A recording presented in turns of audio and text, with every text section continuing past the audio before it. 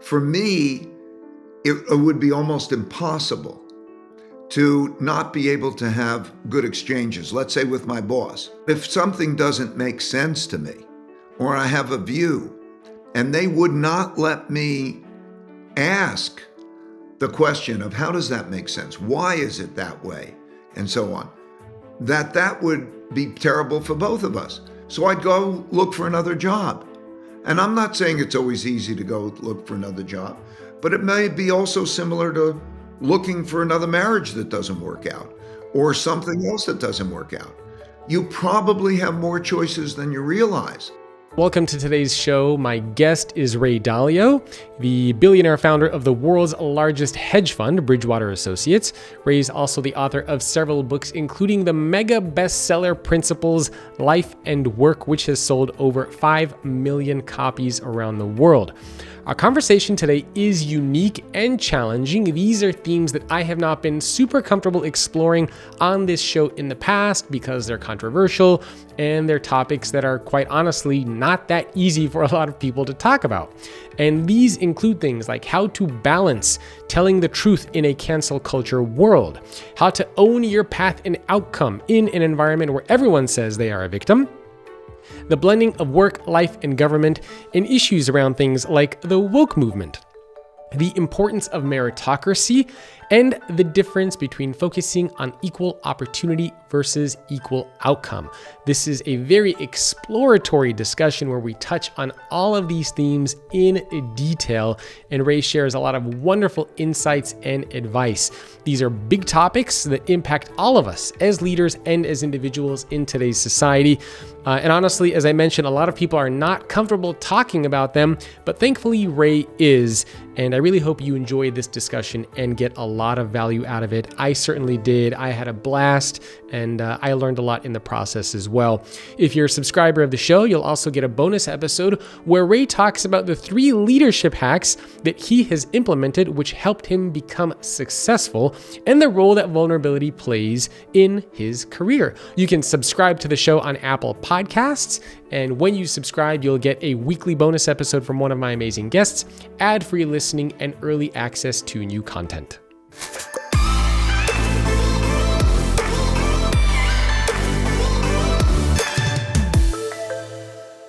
I wanted to actually just jump right into some of the tough conversations that I wanted to explore with you today, because I've been listening to a lot of the interviews that you've been doing over the years, and you get asked a lot about investment advice and strategy and the economy, but it seems like, especially over the past few months and dare I even say years, there's been some pretty interesting trends going on, especially in the United States.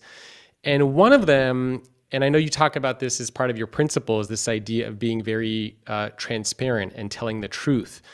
But we're also living in the emergence of this kind of a cancel culture world. So how do you balance this notion of telling the truth while at the same time being fearful or worried about getting canceled? And this is a very real, I believe, challenge and fear for a lot of leaders and people out there. You've put your finger on an important issue, and it is a fear that a lot of people have that stands in the way of telling the truth and speaking truth. And it's simple, really. It's a choice. Yeah. What is your choice? So when I look at it, I think for me, it's kind of a moral issue, It's, okay, I recognize that I can be shot, that I can be hung. Okay. But how would I feel if I was cowering in the corner, thinking I will be fearful of telling the truth, particularly at this stage of my life? Yeah. So, yes, I mean, the question, like all difficult decisions, is that there is the one way or there's the other way, and do it in the best possible way. So my hope is that I do it in the best possible way, that conversations like this help people understand what is the truth, but recognizing, exactly as you say, that Australians call it the tall poppy syndrome. Yeah. I was actually born in Melbourne, so I'm very familiar with that. Okay, well, you could tell them what it is. Well, it's this idea of, when you get to a certain point, usually of success, what happens is you get kind of chopped and brought down to your level. And it's an interesting Now, syndrome. the tall poppy Yes. is the one that grows and stands out, and it's the one that's most likely get whacked by the rider to knock it Yes. off. And so it's certainly the case. And so my view is life is about a lot of difficult choices, and it's simply what do you value most? Yeah. And then how do you do it? Is that easier said than done, though?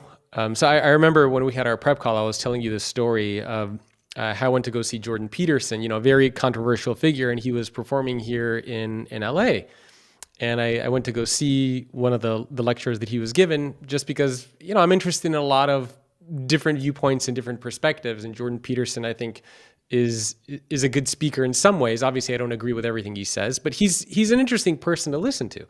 And we went with a group of people, and a lot of some of the people we were with were even saying, don't tell anybody we're here. Don't put up pictures. I don't want my employer to know. I don't want anybody to know. Keep it quiet. I don't want my kids to know even.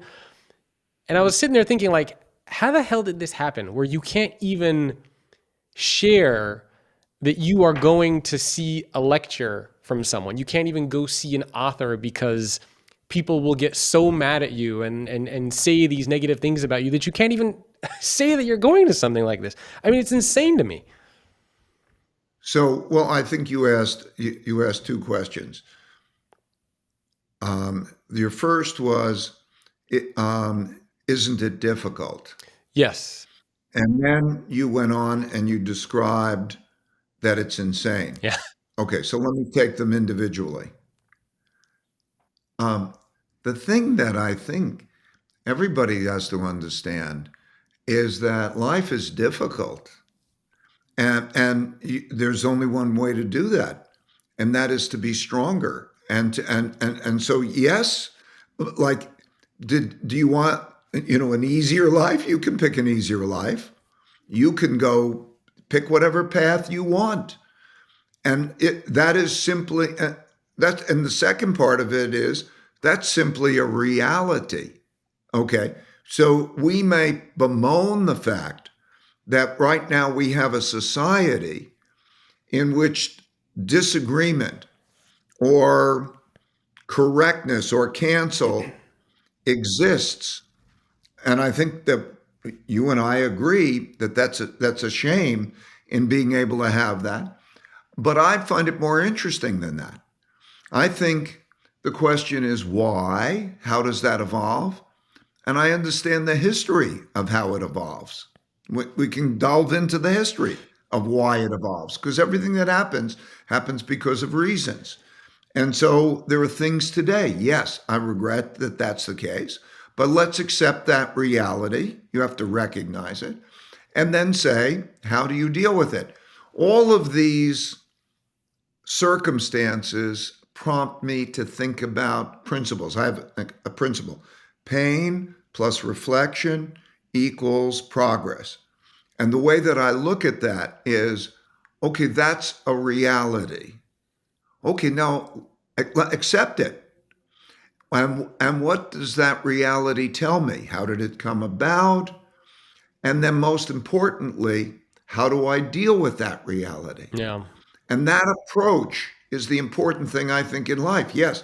So yes, you might have a difficulty. That's a difficult choice. Well, life is filled with difficult choices. What do you value more, one or the other? Or what impact can you have? Maybe in our conversation here, we bring to people some things that they might say, isn't that a shame? Yeah. Yes, it's a shame. There are no heroes.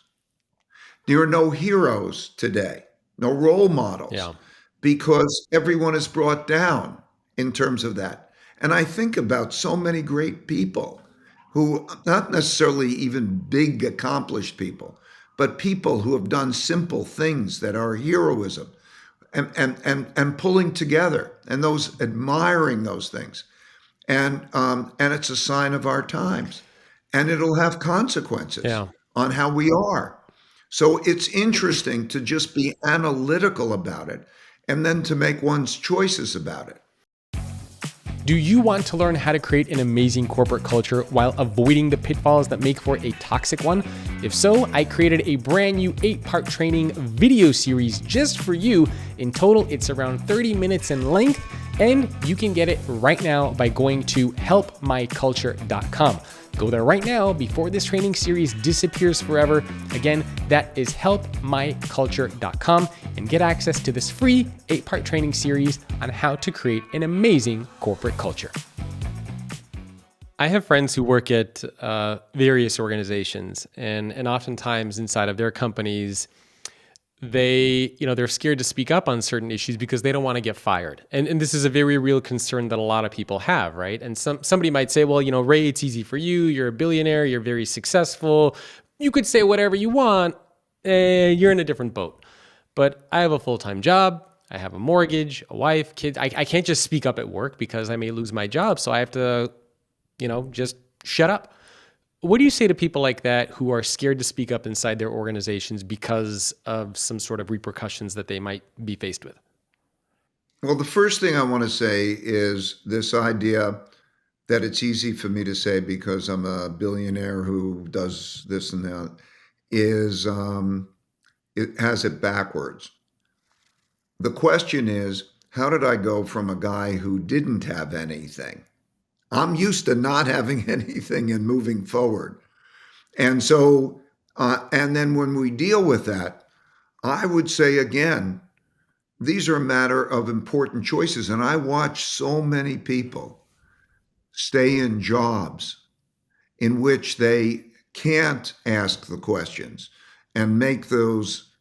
And I think what a terrible cost that has. Yeah.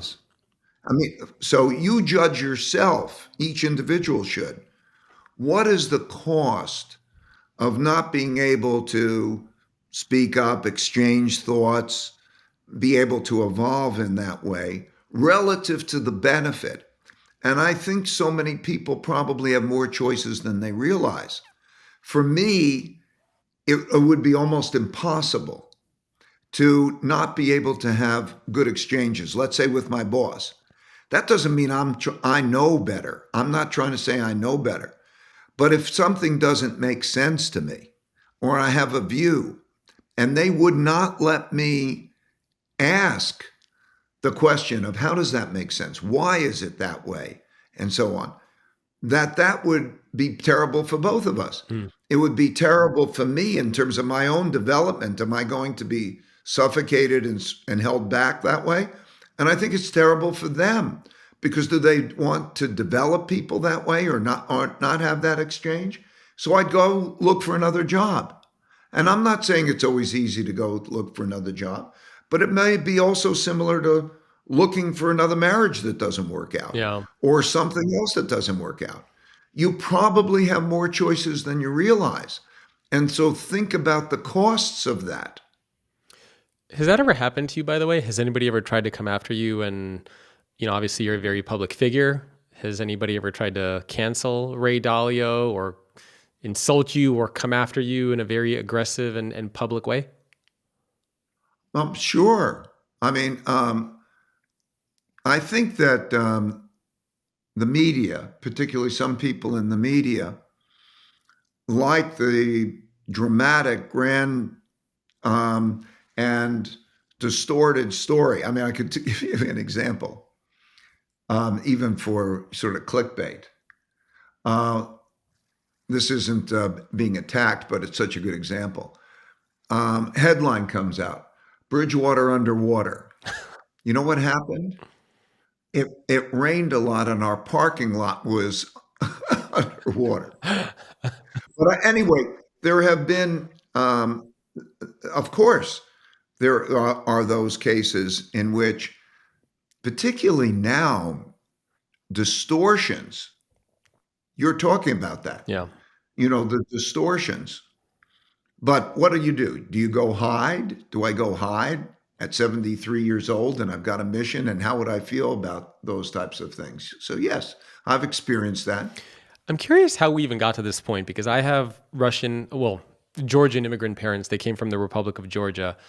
And when they came to the United States, I was very young. They didn't speak any English. They had no money.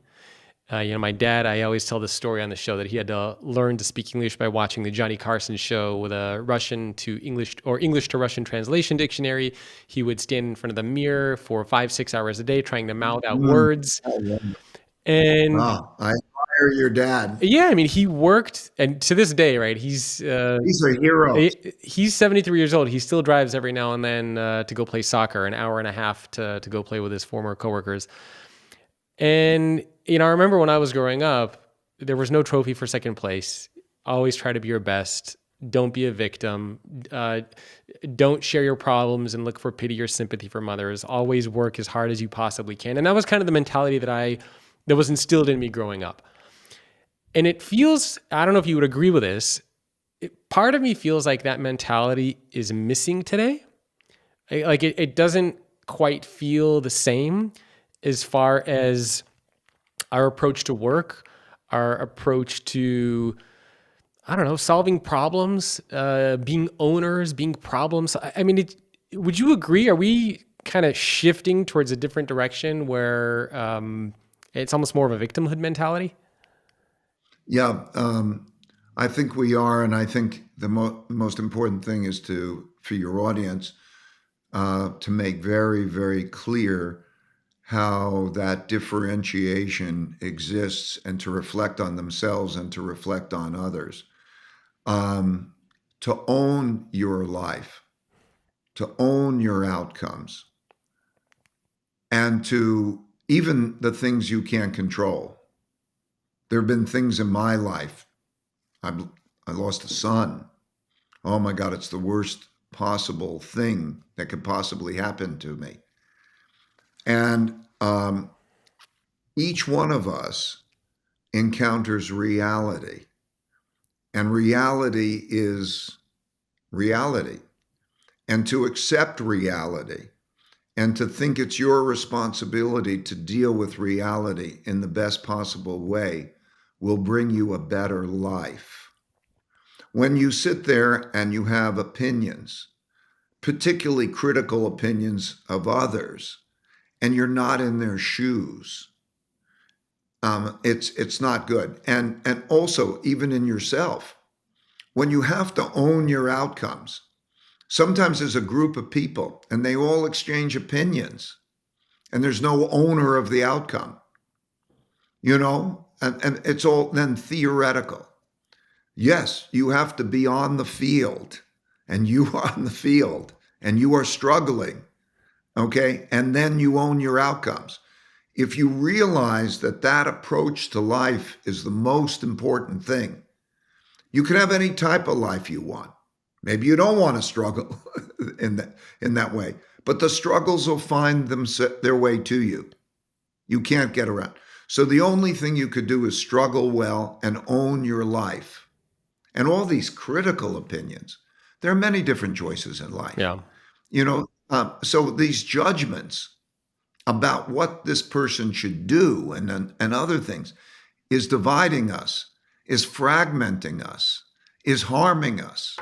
And yet where is the rule book? There are laws, we follow the laws, but where is the rule book of this person should be this way and that person should be that way?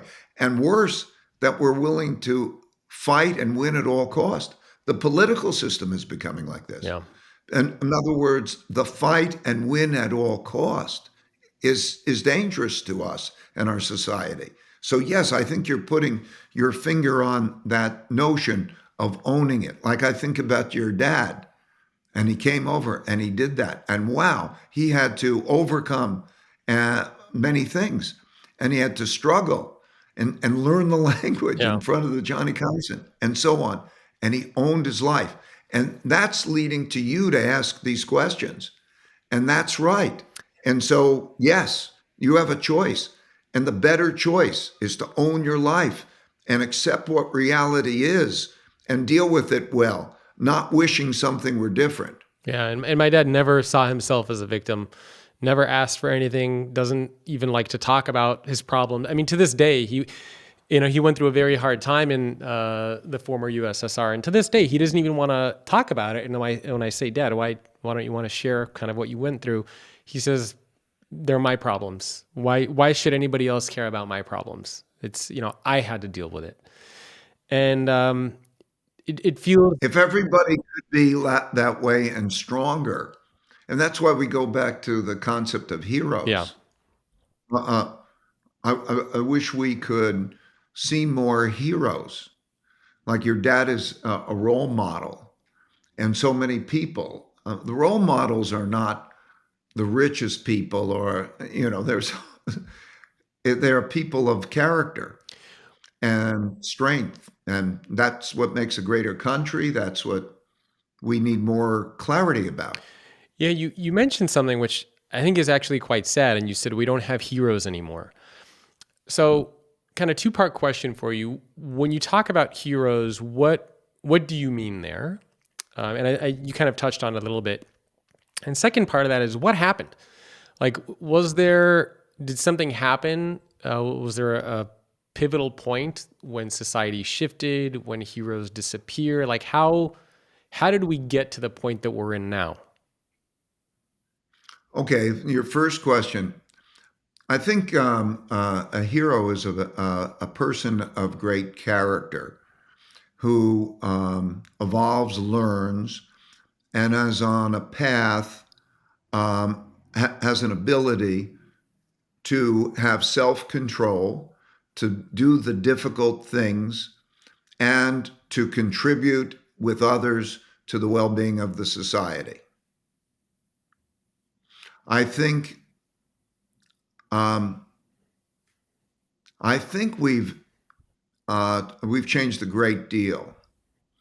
I know when I was growing up that I could see heroes, and they were being painted as heroes, and you'd go out to a movie, and it wasn't the superhero as we're seeing the comic figure who gets to fly and blow up things and so on. No, it was great people who are, as I described, those kinds of heroes. And you look at that and you say, that's admirable. That's good. And, how did we get that way? I'm not sure that I know how we got that way, but I think that self interest and everybody can have an opinion. It has become everybody can have a judgment. Yeah. Um, and this cynicism that has come through. And maybe there's something in human nature and the media, that combination. It's almost like people like the scandalous story. Yeah. They like that rather. There's a certain maybe cynicism. Maybe it's because, the truth is we all have faults. We all have weaknesses. And this idea of a hero maybe could be mischaracterized as somebody who doesn't have weaknesses and faults. We all have weaknesses and faults. But in any case, there's a cynicism that has come into that, and the tearing it down. And I'm not sure exactly why that is, but it certainly has worsened over that period of time. And I think every hero, every human being should highlight, and their flaws should be part of that picture. Yeah. I mean, it's actually quite scary to hear that we're not talking as much about those types of heroes, people who've just, worked hard and have been able to achieve some level of success. And it's a little sad to see that. But Well, it's also a question of what is success. yeah, I think that's an important question. I think that so much of what the society has come to define as success is money, status, power. Okay. Um, that's a distortion. Okay, is that what it's about? I mean, think about money. Money has no intrinsic value. And what I mean is, money will only get you to buy something. And what are you going to buy? I mean, don't get me wrong, I'm not against money. And I've acquired a lot of money. But think about it. My goal wasn't, by the way, to acquire a lot of money. It just happened to play a game I love. But anyway, I'm happy I did. But my point is that there is no intrinsic value in money. It's only the thing you're going to buy. And some people get obsessed with that. I think, like, for example, relationships are much more important than money. Would I sell a relationship for money? And so sometimes we can lose sight of that. Maybe it is that money's easier to count or something, but it's almost a distorted picture of what is success and what should you be going after. I think some reflection on what is it that you're going after. Think about that. There's a curse of having too little money, and there's a curse of having too much money. The curse of having too little money is that you don't have the opportunity. You may not have the health care. Okay, but what do you need? You need a good bed to sleep in. You need food to eat. You need to go to a school that you can learn, and you need to come out in a world of equal opportunity as you did. Okay, that is what I think is needs. Do you need, how many cars do you need? Do you need fancy cars? Do you need these other things?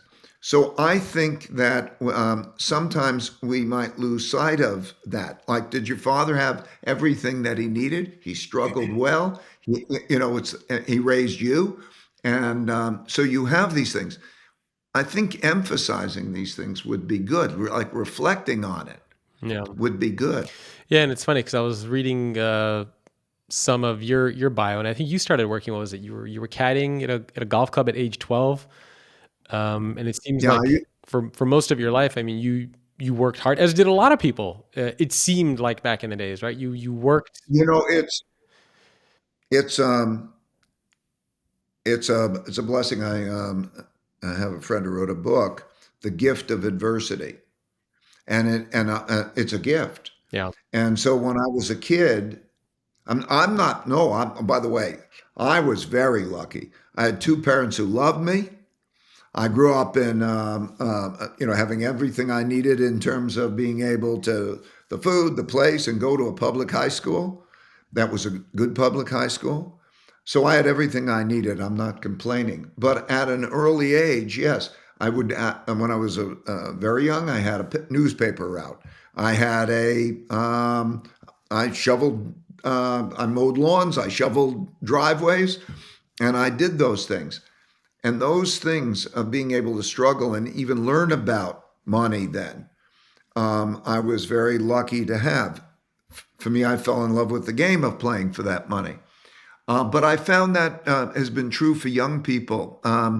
Many successful people, I won't rattle off their names and their stories, but somewhere around 12, they, whether it's a work or it was a passion about computers or whether it was something in art, there's something pre-puberty that there's a way of thinking and so on that has an impact early in your life.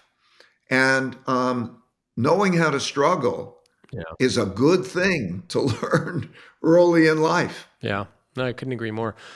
Would you say that our work ethic has changed over the years? Have we, and I've asked this question to a couple of CEOs, did we, for lack of a better word, get soft when we think about work? Because it seems like it used to be different. And I'm not saying good or bad, but I would say different. But when you compare when you were, in your 20s, 30s, 40s versus what work is like now, do you see a very palpable difference? Well, first of all, I think I don't want to make generalizations. I think there's a wide range. I think that there are people who get passionately into the things that they're doing and they work hard for passion. And I don't think you have to work as hard to have an acceptable living standard. Yeah. And I'm not saying that people should work hard. Okay. I think that they should follow their passion. If their passion was surfing, okay, great. I think the real question is, are you self-sufficient plus? And what I mean by self-sufficient plus, can you take care of yourself? Once you can take care of yourself financially, you can have whatever life you want to have. I don't think that there's a better path, one or the other. Self-sufficient plus then starts to mean you could start to take care of some others. Maybe that's your family, maybe you go beyond that, okay? And then pick whatever path you want to. So I'm not, I was just exposed to it. I do think it's easier to get to self-sufficient plus than it was before. Because what do you really need? And freedom, by the way, is a good thing to have. Yeah. So I think a lot has to do with what's your passion, and are you pursuing your passion?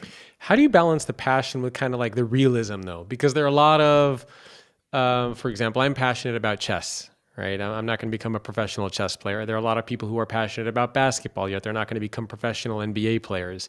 So how do you balance the passion with the realism that you will succeed or be able to make a career? You know, we see lots of people, for example, who go on America's Got Talent or American Idol, passionate about singing and doing all those different types of things, but sometimes the passion isn't enough to turn that into a career or a sustainable business. So how does the passion balance with the competence or the realism of turning it into something? I have a principle which is make your work and passion the same thing, and don't forget about the money part. Okay, and so it would appear to me that your passion and your work are the same thing, Yeah. and then you're getting enough money to be self-sufficient plus. Okay, Yeah. so I think that there's the optimization of those things. And I think if people give more thought to them, yes, you won't be a professional chess player. Okay, that won't work but you have found your work and your passion pretty much the same, and you're becoming self-sufficient plus. So I think if people approach that, I think a lot of people make the mistake of um, thinking, A, it's just their passion, and they'll pursue it, and then they Mm. can really get themselves in trouble. I encourage people to take a look at the careers that they're thinking about and seeing what people in the mid or late part of their careers, what their lives are like. Um, are you going to be a doctor? Are you going to do this? Are you going to be a poet? What is it? And then just go look at, let's say, what the top quartile or the top 50%, what is their life like? Yeah. So that you can take a look at what it is actually like and make, a practical choice.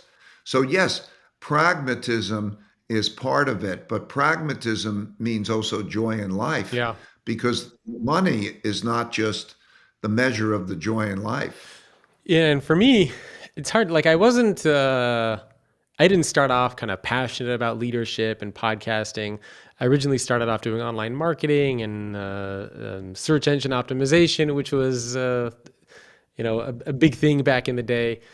And I kind of had this idea of, bring your passion with you. Like I wasn't necessarily passionate about the field when I started, but I was passionate about talking to people. I was passionate about creating content.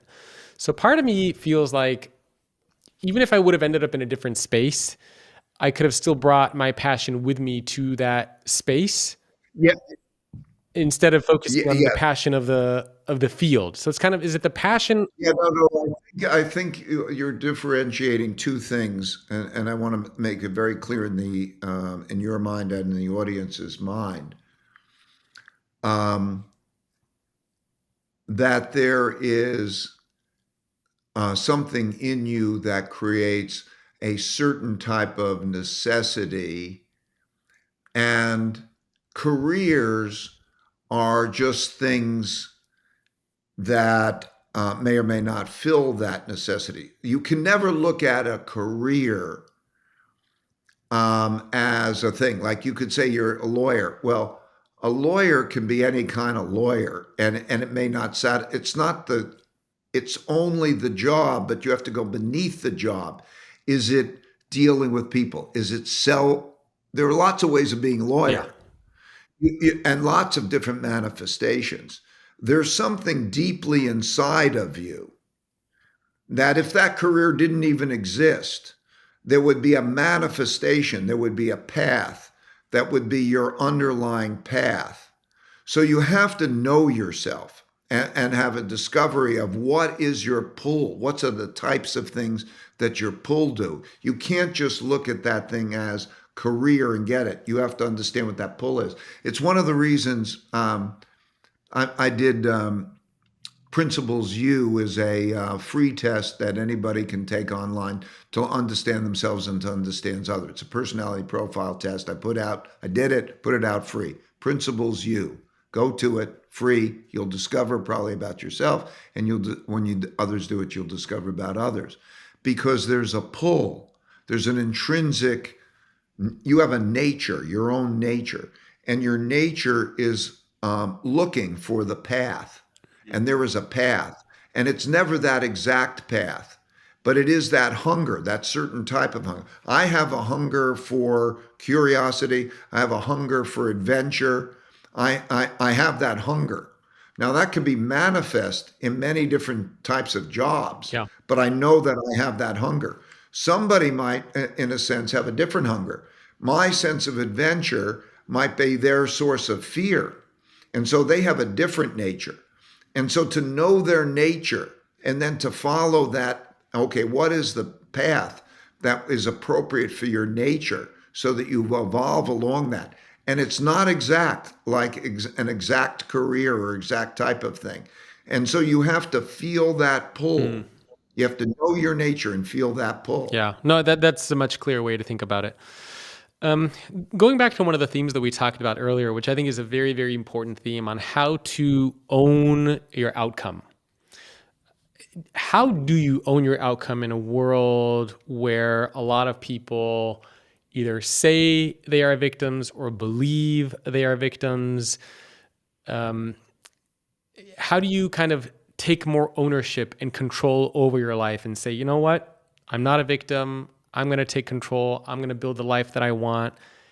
It seems like, especially in the world of social media, where anybody can just kind of go online and tweet at you or write something about you, it's very hard to have that sense of ownership in life. And I think a lot of people are struggling with that. I don't understand that. I honestly don't understand that. I think it's like saying, as I was hearing you describe it, and others don't have that sense of ownership, and they're a victim. And as you're describing it, I said, okay, I feel sorry for them. I feel sorry for them because they will feel victimized. They will feel bad. They will feel others are doing it to them. They won't feel in control. And that's what they're doing. And I almost wish I could help them. And then you say it's hard. No, it's not hard. I mean, if you know that and you feel that I don't know, like you feel it, it seems like I feel it. It's not hard for me to not, to be wanting to do the other. So it's I think it's in you, and it may be hard to change. Yeah. It's hard to change, but the best way to change it is to encounter your outcomes. And you'll life is a teacher. And so you'll encounter your outcomes. And the more you can get away from people to blame, like sometimes this is when there's collective decision making, everybody blames the others. Yeah. Oh, well, I told them you shouldn't do that. They all pick apart that thing. When you just realize it's you, but in one way or another, I think it's difficult to imagine.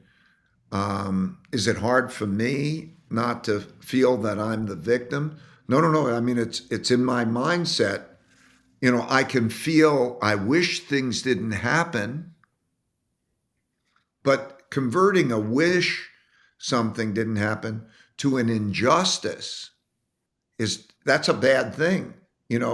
Life happens. Yeah. It's funny. I was talking to CEO Ann Mukherjee. She's the CEO of Pinot Ricard in Northern California. I think she's running around 2,000 people. And she was born in India, and she was telling me this very tragic story, how she lost her mom when she was younger due to a drunk driving incident.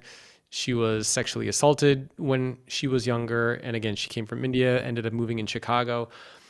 And that was one of the things I asked her. I said, a lot of people could look at that and it's very easy. She obviously went through a lot of tragedies. She went through a lot of, coming from India, going to Chicago, a very big culture change. It's very easy in that kind of in that kind of an environment to focus on all the things that went wrong in your life and why didn't things go better for me? And instead, she was able to really take that sense of ownership and turn things around. And she actually went to go work for an alcohol company, even though she had 2 tragedies with alcohol, to try to turn things around.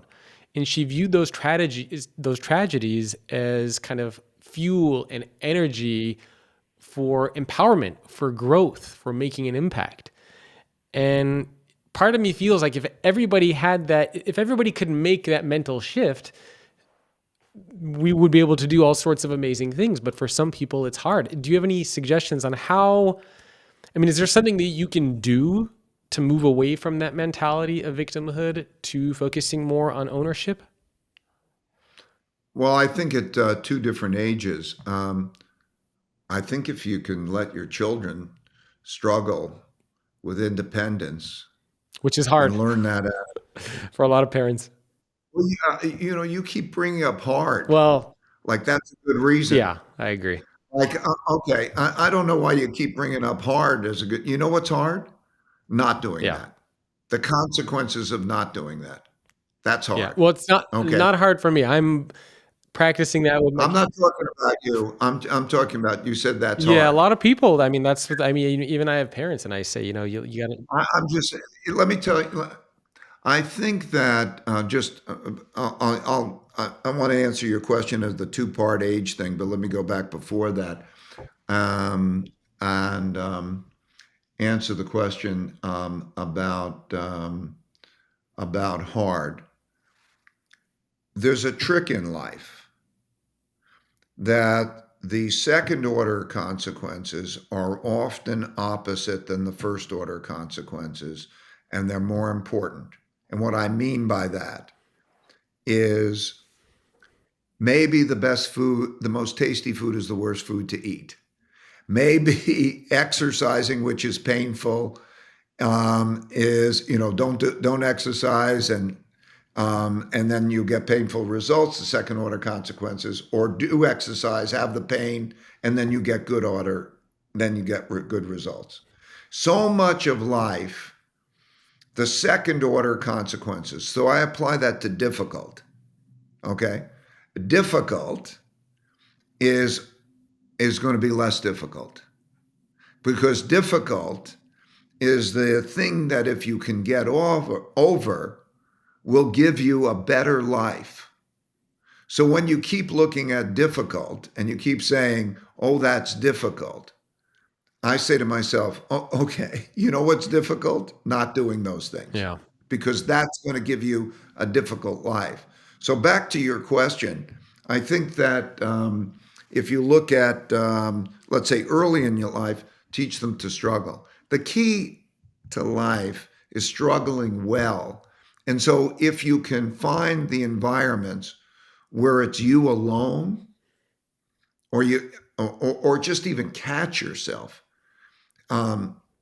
blaming others, but you have to have the outcomes attributable to you. It's fundamental. Yeah. Yeah. No, I agree, and I'm a big believer in doing hard things. That's the mentality that was instilled in me growing up by my dad. So I'm completely with you on that. Another related theme to this is, over the past few years, we've seen, I think, a very clear separation between work and life, right? It used to be you work 9 to 5. Everything before 9 and after 5 was considered personal time. And over the past few years, we've been talking about this concept of work-life integration. Like, you bring your personal life with you to work, you bring your work home with you to your personal life, and there's no longer a clear separation or distinction between the two. And one of the challenges I think that brought is it's very hard to separate, and this is, it's kind of a complicated thing, but we're bringing in a lot of personal views and perspective. Politics is coming into work, government's getting involved. Like, everything is kind of meshed in together, which I think is causing a lot of challenges for organizations. And we see this, for example, in like the woke movement. And whether people are supportive of it or not, it's irrelevant. But the point is that we're seeing this big blending of everything coming together. Do you think that's a good thing or a bad thing? Or is it a challenge for organizations? Well, most things bring both good and bad. I think that it's a good thing to know what you want and not to be scattered all over the place, and not to know your domains, and to have all different opinions on every different thing, even though you don't know anything about it. So I think distractions from the achieving what you want and getting caught up with all the stuff that's coming with you and not organizing it well and prioritizing it and focusing properly can mean could be like, eating potato chips or something. It could be, just appealing, and you just keep doing it, and it may not have its consequences. So the question is, I think, more first, is it intentional? Is it the thing you want? Does it get you the outcomes that you want? I do think that people are struggling with those things. Yes, very much so. So how does it work? Can you put your phone aside? Can you put your other? Habit is a controller of us. If you want to know what the best thing you can do to change your life is know how to develop a habit that you want, because the subliminal mind is controlling you and the habits that you build. And so I think that people look at these actions and so step back. Am I getting to go what I want out of life? Is this the path? Am I prioritizing? Am I organizing it? So I don't want to say it's intrinsically wrong to blur them together, or it's intrinsically right. If it's bringing you the things that you want, then do that. But do reflect on it. And then, so much of reflecting, this whole idea of reflecting and doing the things that is best for you overlooks the fact that it's habit and your subliminal is going to drive you. So it's not easy to just say, I'm going to make this decision and now I'm going to do this thing. I'm going to stop eating the potato chips. I'm going to start doing that. You have to set out how you're going to build that habit to do the things you want to do, I think. Remember to go to helpmyculture.com if you want to get access to my brand new 8-part completely free training series on how to create an amazing corporate culture while avoiding the pitfalls that make for a toxic one. Not only will you hear from me, but you will hear from best-selling authors including Daniel Coyle, who wrote The Culture Code, and Aaron Meyer, the best-selling author of The Culture Map and No Rules Rules. You will also hear from Mark Randolph, the first CEO of Netflix, and Jim Heppelman, the CEO of PTC. Again, you can get access to all of this completely free by going to helpmyculture.com. I hope you find the video training series useful.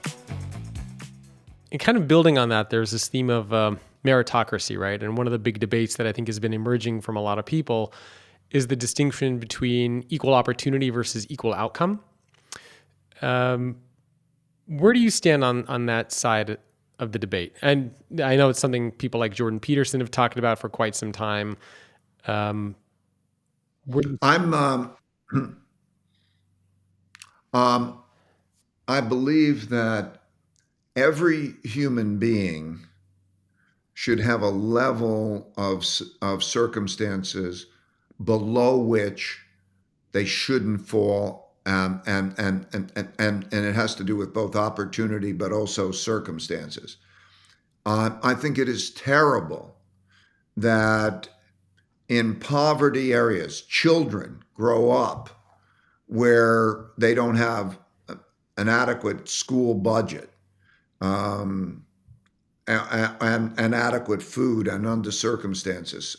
So I think everyone has a certain basic that they must, that the society must provide them, and I don't think we're doing a good job in that. I can digress into some personal experiences that I've had that exemplify that, and then beyond that, then I think it's really opportunity.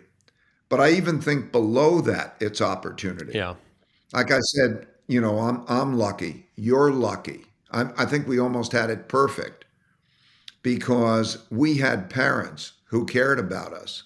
We had a bed to sleep in. We had food. We had nutrition. We could go to a school and we could come out and have opportunity. That is fundamental for opportunity, and it's fundamental of what must be as an outcome. You must have that. Then, as you go above that, I think it's really up to you, except if you have an important impediment. In other words, if you're handicapped in some way, physically or mentally ill, yeah, or something along those lines, I think that the society has a responsibility to provide a community of something. You can't expect somebody with a handicap to suffer so greatly, or because of that handicap. We have to work well as a society, yeah. and then it's then opportunity. So to me, equal opportunity for the most part is more important than equal outcome. Okay. And again, it goes back to my basic notion of necessity. There's a certain necessity, but what are we going to do? Is everybody going to be given two cars and that? What is that about? I don't think it's good for people, and I don't think it's good for the society, and it'll stand in the way of the productivity. By and large, you're responsible. You've got to go out there, earn it. That earning it means contributing, and then exchanging what you contribute for what others give you. And that whole process, I think, is so important to the fundamental well-being of a society as well as the individual. So, in other words, meritocracy still reigns supreme. You should be rewarded based on your merit, your contributions, the impact that you have, the things that you've done. Yes, with those equivocations that I'm saying. Yeah. Okay. So I want to make sure you heard the first Yeah. part of Yeah. my statement in terms of that there's no level below with, and particularly if you had nothing to do with it. There's a cycle. There's a terrible cycle that's going on in which people were not raised as you were raised, Yeah. or as I was raised, that they're then in a circumstance and then they become the problems. They become criminals, or they have their own problems. They become the addicts, or whatever. But that germinated Yeah. from their origins, from their childhood, and so on. Everybody is a function of either their genetics or their environment. Yeah. So you almost can't hold anybody responsible. They have to get there. So you got to go down at the root cause, and you've got to deal with that. And then, okay, yeah, and it's not fair if somebody is, and it's not successful for a society if people are not, working hard and operating. That does not mean decadence, although like it's the freedom. But I would say that we have a problem now in which there's such a polarity between what I might call almost wealthy decadence and disenablement, unfair treatment. That polarity is harmful. What's the solution? I think that I'm all of my answers are mechanical. In other words, I'm not an ideologue. I'm a mechanic. And what I mean by that, I mean is there are cause effect relationships. And how does reality work? And I think that capitalism is a wonderful system, but it needs to be reformed in a way where some of the things that generate a profit do not necessarily achieve the income goal. Like profit can't achieve everything. For example, education. Maybe the money that goes to education will not be achieved by the system, the profit making system. And in fact, the disparity in education. You earn more money, you send your kid to a better school, and that disparity takes place. Or there's various ways that in the society that's not the case. The pollution impacts of these various things, I think they have to be incorporated in the system, that you modify it. That doesn't mean give out welfare. It means invest well for the society to be more productive, both individually and others. So I think like investing in education, investing in infrastructure, so that there's a common, who's going to pay for the subway, a good subway? Who's going to? Okay, don't starve the good subway or the good roads so that you can't use the good roads. There are common goods there that are necessary, common education, these types of things are essential for the well-being of a society and also make them fair. So invest in those. Look at the total return on those. I'm in Connecticut. I'll give you an example. My wife works to help the poorest students in the worst performing school districts. Connecticut is one of the three richest states, one, two, or three usually. In Connecticut, 22% of the high school students have either dropped out of high school or are failing high school with absentee rates of greater than 25% in failing classes, 1 in 5, because there's a very big wealth difference. I live in Greenwich, Connecticut, in Bridgeport, Connecticut, right up the road. The last number I saw in Greenwich, Connecticut, the school budget, $24,000 a student. In Bridgeport, Connecticut, it's $14,000 a student. And then that family that's living in Bridgewater, Connecticut, also doesn't have other money for food, for other things. Gangs form, crime forms, addiction forms in those environments. So then the state budget for incarceration is $600 million a year. So those children grow up to be, what's their community? A community is a gang. What's their income? Their income is from selling drugs or crime. Yeah. Okay. It's an understandable evolution. So that's a problem. When you see around you, when you go out to the city, whatever city you're in, New York, Chicago, San Francisco, and so on, and you see that becomes a pervasive thing, while also everybody's fighting with each other. Yeah. This is a problem. So in order to do it, I think there has to be a proper reallocation of what is a good investment So it's an investment on the society in the ways that I'm giving you the example. You won't want to miss my conversation with Ray Dalio as it continues for subscribers, where he will share the 3 leadership hacks that he has implemented that he says helped make him more successful. And we will also talk about the role that vulnerability has played in shaping his career. This is available for subscribers on Apple Podcasts only, and when you subscribe, you will get access to this bonus episode with Ray, as well as weekly bonus episodes, ad-free listening, and early access to new content. I hope you subscribe and support the show.